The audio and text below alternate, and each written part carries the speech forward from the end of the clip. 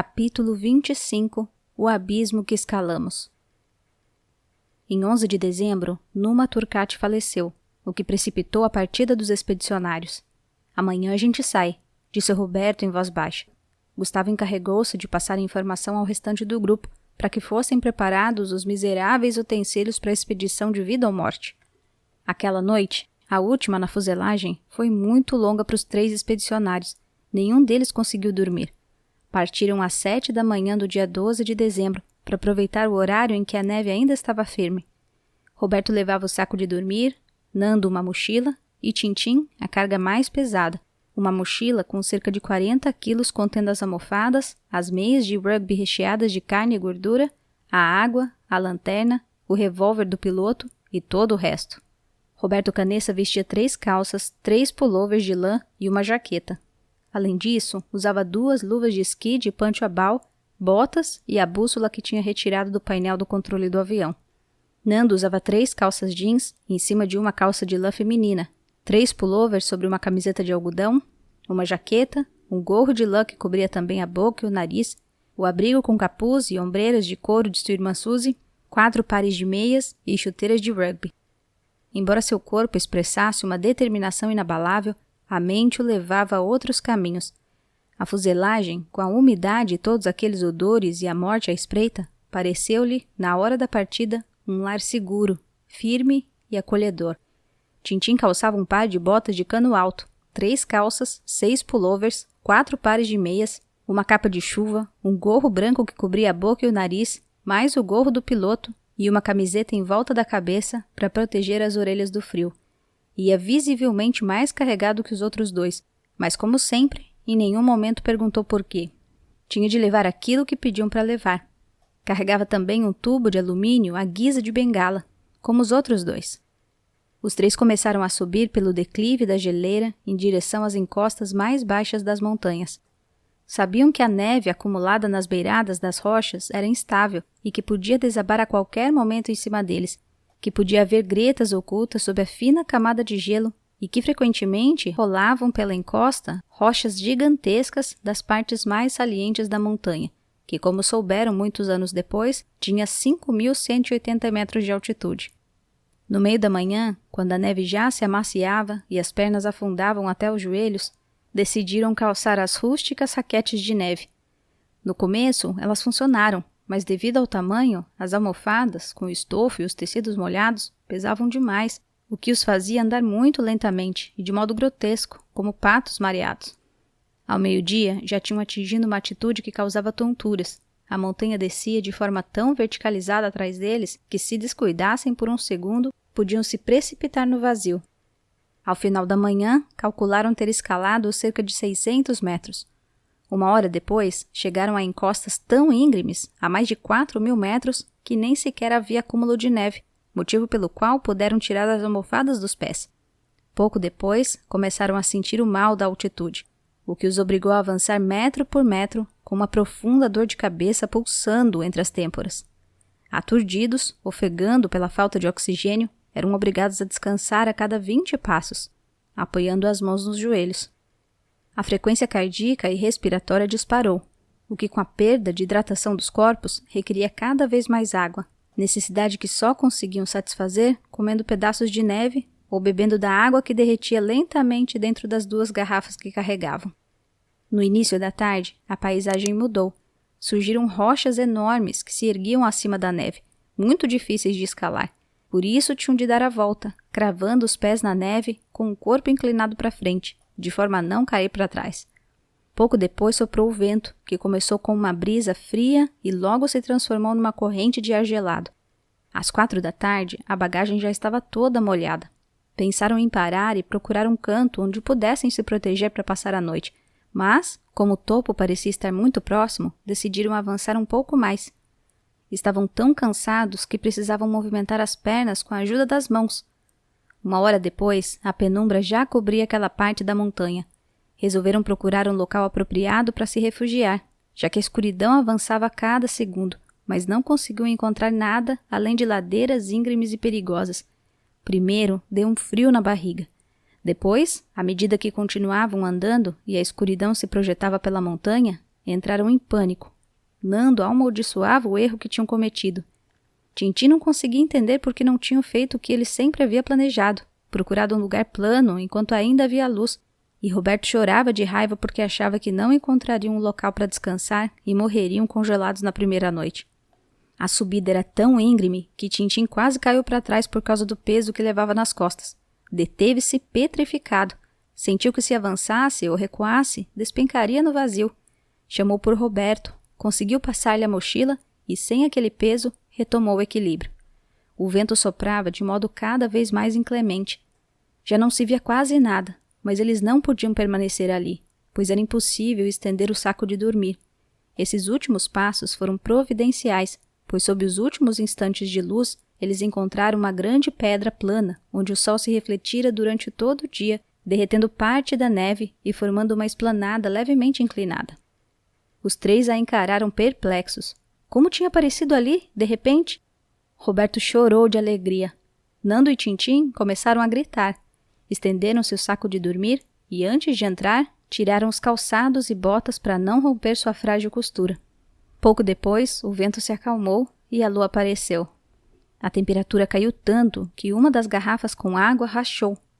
Quando o sol saiu, puseram os calçados e as botas congeladas como cubos de gelo na região mais elevada da rocha para que secassem, e ficaram no saco de dormir até recomporem a temperatura do corpo.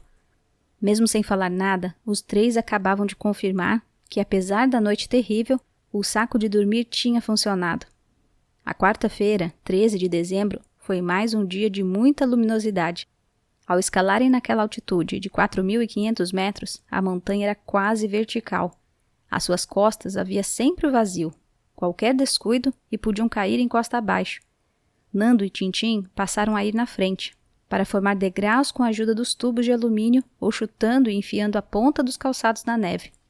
Chutaram várias vezes até formar um buraco que permitisse enfiar o pé e subir meio metro, aproximando o peito da encosta, para então dar novos chutes e formar mais um degrau. Aquele que ia à frente tinha desvantagem de ter de construir os degraus, mas ao mesmo tempo a garantia de que o degrau estava novo e firme. O último, em contrapartida, tinha de pisar num degrau já escorregadio e mais perigoso, que em muitos casos não suportava o seu peso. Por isso, era obrigado a cavar novamente. No começo da tarde, Roberto se deteve, atônito. Pôs e tirou os óculos de sol e esfregou os olhos várias vezes. Tinha enxergado uma faixa preta ao leste, bem além do local onde estava o avião. Ficou observando, concentrado. Nando estava mais acima e atrás vinha Tintim. A faixa escura atravessava o fundo do vale de um lado ao outro, muito antes do gigantesco vulcão que eles sempre tinham avaliado que bloqueava o caminho para o leste, o Sosneado. Embaixo parecia haver um outro caminho, paralelo ao primeiro. Também havia menos neve desse lado. Não acreditava que pudesse ser uma falha geológica tão perfeita, embora não chegasse a enxergar tudo claramente. Esfregava os olhos cansados, mas não conseguia chegar a uma conclusão definitiva. Por isso não disse nada aos companheiros e continuou subindo. No final da tarde, chegaram a um lugar semelhante àquele onde haviam dormido na noite anterior e decidiram ficar ali, sem avançar mais, para não cometer o mesmo erro. O vento era tão forte que os três tiritavam de frio como se estivessem sem roupa. Estavam a 4.700 metros de altitude. Eu vi 2 caminhos na direção do leste, disse Roberto de repente. Os outros 2 olharam para ele. Acho que devemos descer, acrescentou.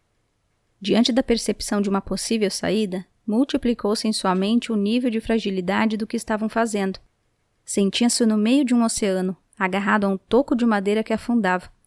Não estou vendo caminho nenhum, disse Nando, erguendo o corpo ao máximo.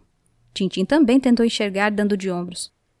Parecem caminhos, mas talvez não sejam, murmurou. Ficaram mais de meia hora observando o lado leste, como 3 águias pousadas sobre a rocha. Quando a escuridão os impediu de continuar olhando, os 3 se enfiaram no saco de dormir. Na manhã seguinte, quinta-feira, 14 de dezembro, o dia estava mais uma vez radiante. Que sorte estamos tendo com o tempo, disse Roberto para Nando. Se não fosse esse sol, não conseguiríamos prosseguir. Nossa sorte vai continuar, disse Nando, adivinhando o pensamento do amigo enquanto expunham os corpos ao sol e esperavam que os calçados descongelassem. Vou ficar aqui o dia todo para ver se é um caminho, com a variação da luminosidade. Deixem as mochilas comigo e tentem chegar lá em cima. Vai ser mais fácil. Aí vocês me chamam, disse Roberto, com tanta convicção que Nando preferiu não argumentar. Maneou a cabeça, fez um sinal para Tintim e os dois retomaram a subida. Ultrapassaram uma área cheia de neve e percorreram um pedregal misturado com gelo. A ladeira ficou tão íngreme que tiveram de fazer degraus novamente, como no dia anterior. Nando foi à frente e perdeu Tintim de vista. No final da manhã, visualizou um pedaço de céu por cima do contorno da montanha. Sem dúvida estava perto do topo. Ao chegar ali, estremeceu. Esperava ver algum sinal de vida humana, mais longe ou mais perto, mas viu apenas montanhas, 360 graus de montanhas nevadas. Entendeu que tinha se enganado, que a salvação não estava no oeste, que o avião tinha caído em um ponto bem no meio da vasta cordilheira, que tudo havia sido uma maldita alucinação. Dá para ver alguma coisa verde? Gritou Tintim, 80 metros mais abaixo, tirando-o da introspecção. Nando não respondeu à pergunta. Chame Roberto, diga que já cheguei e que é para ele subir aqui, retrucou furioso. Quando Tintim chegou onde Roberto estava, na pedra nua, encontrou-o de pé, tal como o havia deixado 6 horas antes, olhando para o leste, com as 2 mãos sobre os olhos, para que o sol não atrapalhasse a visão.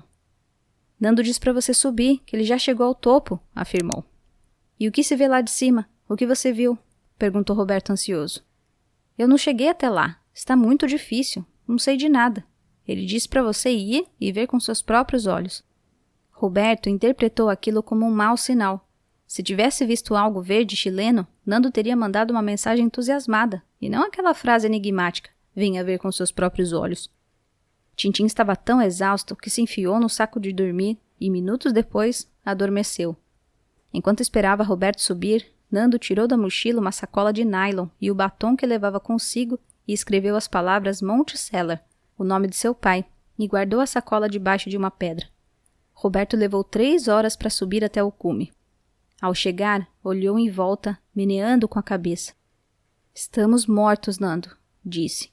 O amigo não titubeou. Eu vou em frente, Roberto. Vamos até o fim.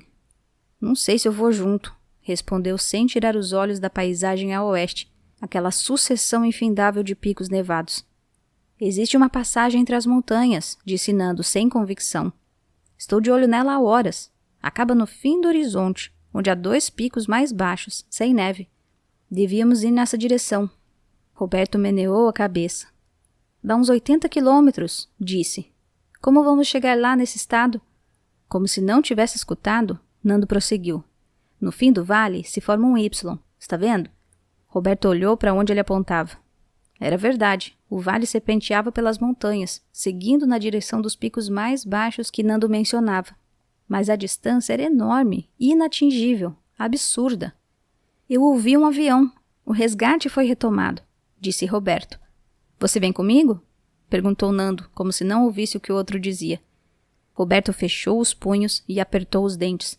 Recordou que seu pai sempre dizia que não se devia tomar decisões depois de determinada hora da tarde, pois o cansaço acumulado ao longo do dia costumava induzir ao erro. Amanhã eu respondo, disse. Quando começaram a voltar pelo caminho, em direção à pedra onde tinham deixado o saco de dormir, ocorreu a Nando a ideia de pedir a Tintim que descesse, deixando que eles 2 ficassem com mais alimento e mais conforto no saco de dormir. O dia seguinte amanheceu com muito sol. Roberto sentiu uma satisfação estranha pelo fato de que só eles podiam apreciar aquela paisagem deslumbrante. Embora sempre tivesse a sensação de que não conseguiria sobreviver, nesse momento pensou que aquele lugar lhe pertencia por algum tempo e que era grandioso demais para não ser admirado. Essa impressão tão subjetiva influenciou sua decisão de acompanhar Nando na impossível travessia, deixando de lado opções que considerava mais seguras e racionais. Quando comunicou a decisão ao amigo, Nando não conseguiu conter a alegria. Tintim, por sua vez, comemorou a decisão de voltar para o avião, pois, na verdade, acreditava ter se queimado com o esforço desmedido que realizara transportando o grosso de toda a bagagem até o topo da montanha. Os 2 abraçaram Tintim e disseram para avisar a Adolfo que, caso o resgate aparecesse na fuselagem, eles deveriam procurar em linha reta na direção do oeste. Nando e Roberto permaneceram na pedra plana durante todo aquele dia, sexta-feira, dia 15, descansando e preparando-se para a escalada final. No fim da tarde, comeram carne e gordura, beberam um gole de rum e enfiaram no saco de dormir, para observar como o sol tingia de dourado os cumes de todas as montanhas que os rodeavam.